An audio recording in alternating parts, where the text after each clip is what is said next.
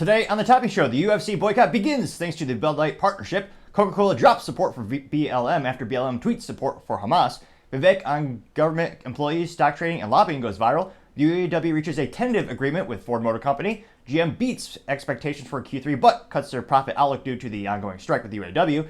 GM to keep the Chevy Bolt alive. Mercedes-Benz stock drops 6% in part due to the cost of the EV production. And Peacock streaming post a $550 million loss, but did gain subscribers. All that much more on The Topping Show.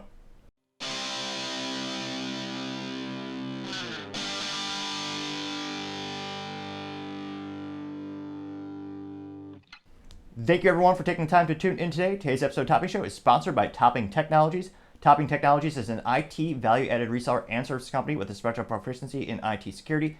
Heck, I see their founder at least twice a day. Gotta say he's quite handsome and brilliant.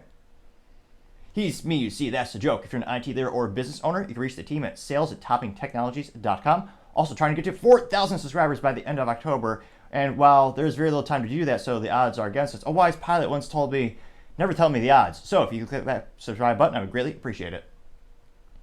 Now going over to the business part of the podcast, you have General Motors beating Q3 expectations, but pulling their full year guidance due to the ongoing ever painful UAW strike, which again, at the beginning of the strike, they were asking in terms of the new contract, the UAW wanted a mere, just a little bit of money, just a mere $80 to $100 billion, which would subsequently bankrupt General Motors. People keep forgetting they have a little over $80 billion in long-term debt, and that debt is precipitously increasing year over year.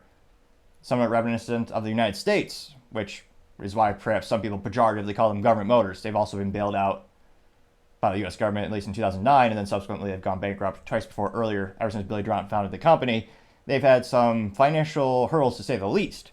Now, it looks like this is earlier this week, going on Tuesday, and it looks like specifically the worry is, of course, the ongoing strike, which they claim is costing them about $200 million a week in lost vehicle production. Now, keep that in mind, it's a very fluid situation. These statistics, I believe, are pre-Cadillac strike. So Cadillac is their crown ship brand, although I would say it's losing favor since they don't make as many stick shifts as they used to. The CTSV with the stick shift is a brilliant piece of engineering. I think it's awesome. However, the big profit from these companies is the luxury models. And this plant in Arlington, Texas, that makes the Chevy Tahoe, which is the same thing with a different body kit, albeit a little less technology and luxury, that plant's on strike, or rather, the UAW has taken many workers off the line. So that plant, which makes them some of the most profit, is now sluggishly going to a halt. Now, it'll be interesting to see what the new numbers are. Now, the labor strikes, many estimates are saying that they're costing them $800 million in pre-tax earnings due to the vehicle loss production, and that's including $300 million during the third quarter. CFO Paul Jacobson told reporters during a briefing. Now, it looks like this is thanks to CNBC. Due to the ongoing volatility caused by strikes, GM said Tuesday that it is pulling its previously announced earnings guidance for the year that called for $12 billion to $14 billion in adjusted earnings and net income attributed to stockholders of between $9.3 billion and $10.7 billion. Before the UAW strike, CFO Jacobson said that the company was on track to achieve, quote, toward the upper half, unquote, of its earnings forecast. However, the company's third quarter performance compared with the average estimates by LSEG, formerly known as Reintiviv, try pronouncing that 10 times in a row. Now, the adjusted earnings per share, $2.28 versus $1.28 estimated. Revenue, $44.13 billion versus $43.68 billion. So interestingly enough, it looks like, a lot of people are impressed, even despite all this in the economy. They're still beating expectations. I almost had to reread the headline 2 or 3 times. Now, granted, ADHD comment, I'm not a doctor, but the cure for my stuttering may be clicking the subscribe button. Again, this is a little short experiment we've been doing the past couple of weeks. I think it's been getting better. Truth be told, if you think I'm bad speaking now, watch the first couple of videos or know me earlier in life. But nevertheless, I think it could perhaps help as I try to slow down and enunciate as well, thanks to feedback in the comments. I am trying to actively work on those things. Now, they also continue to say for the third quarter, GM reported a net income attributed to the stockholders of $3.06 billion or $2.20 per share, which is down 7.3% from a year earlier when the company earned $3.31 billion or $2.25 per share. They continue to say revenue during the period increased 5.4% from $41.89 billion a year earlier, while the adjusted earnings before interest and taxes, EBIT, declined 16.9% from the third quarter of 2022 to $3.56 billion. It's another thing to always remember when you're talking about companies, when the unions like to move the goalposts a lot during negotiations. And mainly the outlets that you watch when they're talking about the UAW strike, a lot of them are saying, oh yeah, they make all these billions in profit and revenue. It's like, well, there's a big difference between those two, as well as they still have to pay taxes, as well as that long-term debt that they're increasing every single year. Now, it looks like in terms of the EVs, Jacob said that GM is pulling a near-term targets for its EV vehicles amid the slower than expected demand. The automaker had previously set goals to sell 400,000 EVs in North America from 2022 through 2024 and produce 100,000 EVs in North America during the second half of this year. Now, CFO, again, Jacobson said that GM will retain its targets to achieve low-digit profit margins on EVs. What? GM said that GM will remain its target of achieving low-digit profit margins. Well, I mean, if you're a shareholder, wouldn't you want large profits? I mean, I know with EVs, it's not ideal for GM right now because, again, cost of production, over time, they'll become more profitable like Tesla in theory.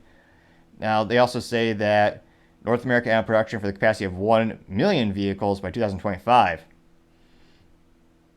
He continued to say, quote, we're really focusing on making sure that we're driving toward demand targets, quote unquote.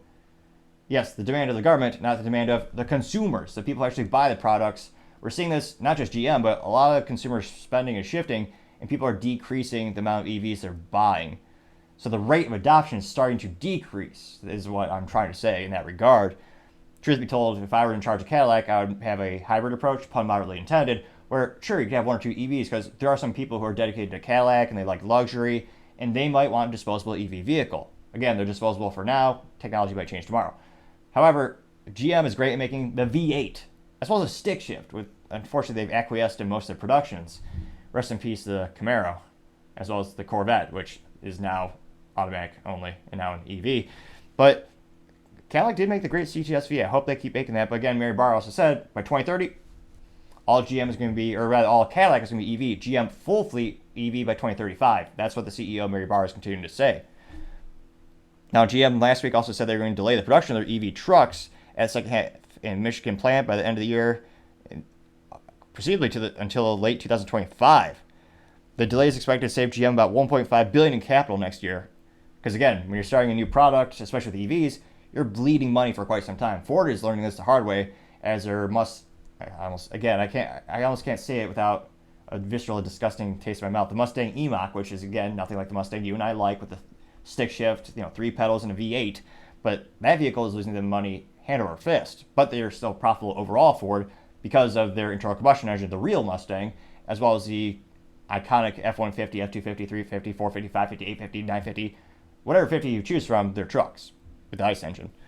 So it'll be interesting to see what happens with GM in terms of, they are saying their revenue's going up, but it'll be interesting to see. Let me know what you think of the outlook when it comes to GM.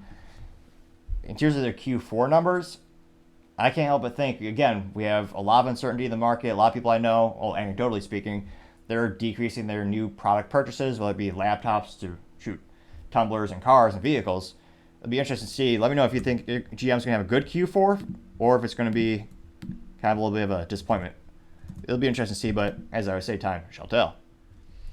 Thank you again for taking the time to tune in. I know we're trying to get to 4,000 subscribers by the end of October, so click that button. I greatly appreciate it. I know it's a tall order with such little time left, but a wise pilot once told me, never tell me the odds. Also, please take the time to comment as a video. It'll help it get shared more with the YouTube algorithm, how it magically works sometimes. And the feedback is greatly appreciated, even if it's critical, because I want to make the show better and better. Also, don't forget to take the time to tell your family, tell your friends, tell your coworkers, heck, tell your enemies, tell anyone and everyone. Just stay safe and fight the good fight.